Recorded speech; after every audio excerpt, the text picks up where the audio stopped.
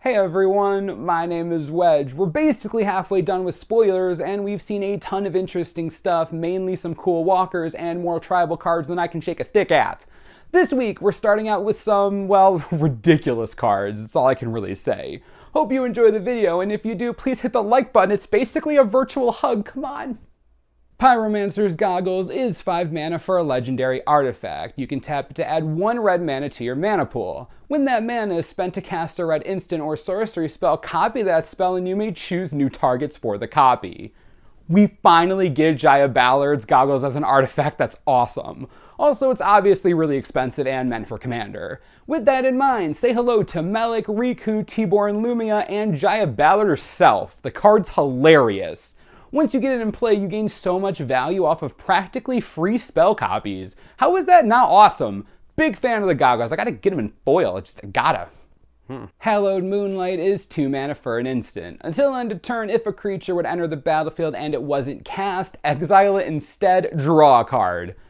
Wowza. Okay, this is one of those cards that will be in sideboards all over the place. Now, Rest in Peace and Containment Priest are great, but they don't cantrip. This card replaces itself and is an instant, both very important. It can side in against Living End in Modern, it can stop the twin combo for a turn, it also helps stem the bleeding from Collected Company strategies, something White has needed more help with. Harbinger of the Tides is 2 blue mana for a 2/2 Merfolk Wizard. You may cast it as though it had flash if you pay 2 more to cast it. When it enters the battlefield, you may return target tapped creature an opponent controls to its owner's hand. I don't like many tribal decks, but I love Merfolk, and this has some modern potential. Best part, its interaction with Aether Vial. It's 2 mana, so it's already at the sweet spot on the Merfolk curve. Also, since you vial it in, you don't have to pay the extra 2 mana, it's just value. It stops Splinter Twin, it can return the gigantic affinity or infect creature your opponent just created and decided to attack with. Look, modern Merfolk has some breathing room to work with. This seems at least a sideboard card. Also, if this is a Merfolk printed in a standard set, we've already seen a ton of elves and goblins. Maybe the tide is finally rolling in. Yes! Thopter Spy Network is 2 colorless and 2 blue for an enchantment. At the beginning of your upkeep, if you control an artifact, put a 1/1 Thopter artifact token with flying onto the battlefield. Whenever one or more artifact creatures you control deal combat damage to a player, draw a card. First things first, the flavor here is fantastic. Kaladesh is a really cool plane, and this card does it justice in every way. Also, a super expensive /artifact/ conditional Bitter Blossom seems cool for limited. We'll definitely see significant play there. I'd love for this to see constructed play, but it just seems too slow despite the innate value. Cards and Thopters, oh, it's so good. Also, in case you weren't aware, Arkham Dagsson players are rioting in the streets right now. Just enjoy.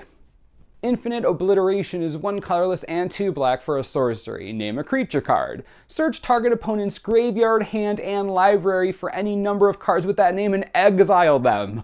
Yes. Yes to this forever. I love Surgical Extraction, and that love is totally going to spread to this card.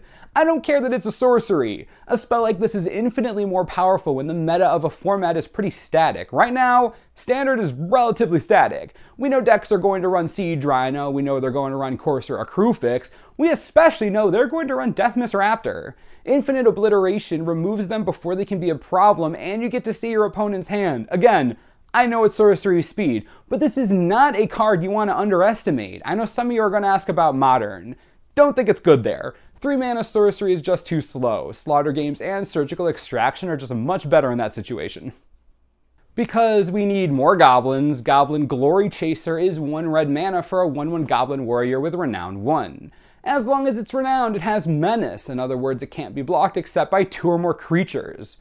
As much as I hate aggro, and hate what goblins are about to become, I love the design on this, and it should see standard play. If it can get through for just one time, their Courser isn't going to be able to block it. That's huge. Not to mention, again, it's a goblin, so the Pile Driver is just going to have a field day with it. It's a great card, unfortunately. Now this card is interesting. Molten Vortex is 1 red mana for an enchantment. You can pay 1 red and discard a land card to have the Vortex deal 2 damage to target creature or player. I feel like I've seen a card similar to this before. Oh right, I have. This is a cheaper, at least at first, version of Seismic Assault.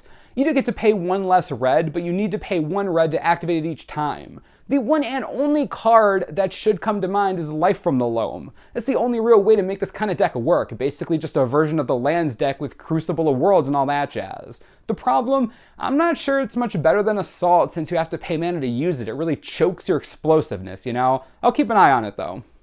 The Great Aurora, awesome name, is 6 colorless and 3 green for a sorcery. Each player shuffles all cards from their hand and all permanents they own into their library, then draw that many cards.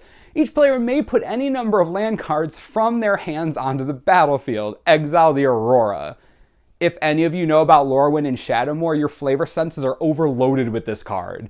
Obviously meant to be used in Commander, and Omnith and Vorinclex decks, just to name a few. Not much more to say about it, honestly. Just a huge, huge card that does huge things. Enjoy, green players. When I said we got some ridiculous cards today, I wasn't lying. It's very peculiar stuff.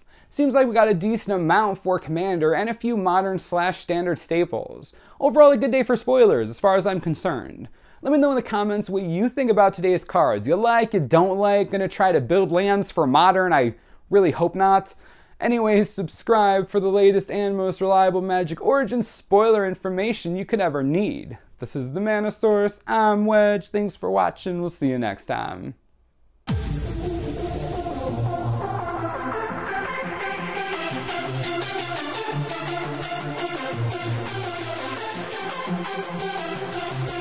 Wow.